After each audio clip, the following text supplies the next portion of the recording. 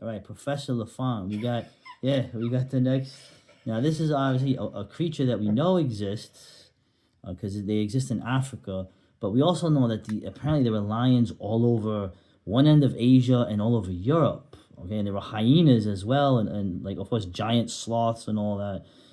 But in terms of the ubiquity of the lion, I mean, you have if you go to a Chinese restaurant, you have the Chinese lions on the side. You have the lion dance. And then you go all the way to Europe and you have the coat of arms. Everyone likes to put a lion on there. What are your thoughts on the ubiquity of the lion? And I'll add something else to it. Oh, well, it's a very successful animal. It's a social animal. So, like the wolf, the lion comes into conflict with men, where it's much easier for a critter like the leopard to last a lot longer than the lion does. And the tiger tends to last longer in contact with people than the lion does. Again, because the lion's got a big social unit and you can target it. Yeah.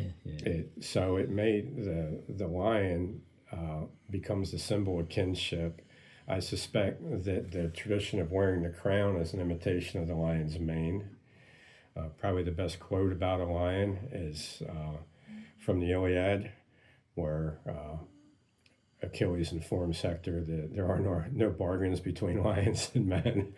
And there are many passages in the Iliad describing particularly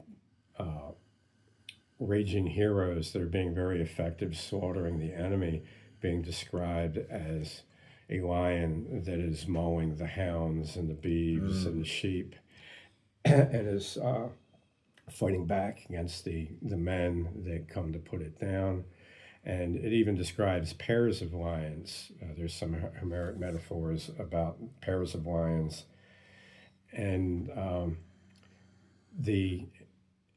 we can go up through history. In ancient Sumer, there were lions that would be chained at the gateways of cities. And then this ends up evolving into sculptures of lions at gateways and in front of museums. Yeah.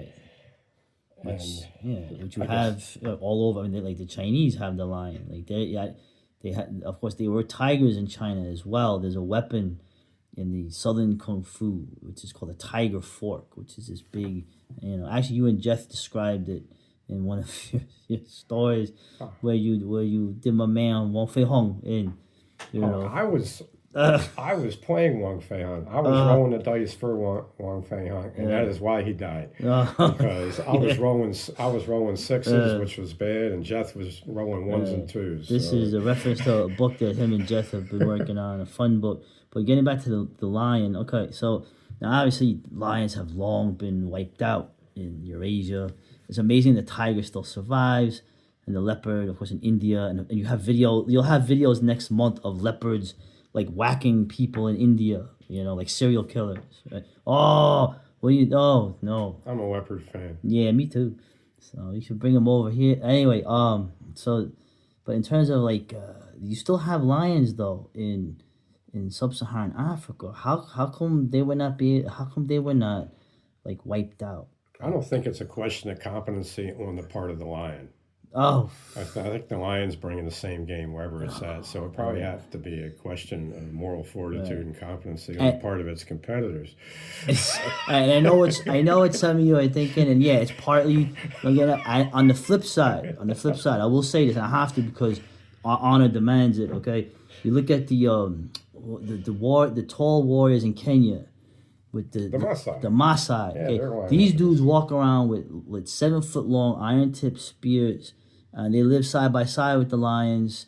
And you have big game hunters with big calibers like going this, and these guys walk around with spears and are like, "The hell you need that for?" So I'm throwing something else out there to be not to be fair because I don't need to be fair, but you gotta give credit to guys who walk around with lions around, and they're always armed with spears with iron tips. The kings of classical antiquity fought lions and tigers in parks, where there would be a zoo where you go in there and fight the thing. Alexander the Great was almost killed fighting a lion or a tiger in one of these parks. Milo Croton wore, when he fought the Sybarites, he fought in the front line, he dressed up like Heracles, who was famous for slaying a lion and wore a lion's Well, that's skin. right, he did. There was an ancient MMA hero named Polydamas, which means many subduer. He actually killed 3 Persian immortals in a 3-on-1 empty-hand duel in front of the King of Kings. He went out in imitation of Heracles and killed a lion. Of course, he was probably the same size as the damn thing. So I kind of feel sorry for that big cat. Yeah. The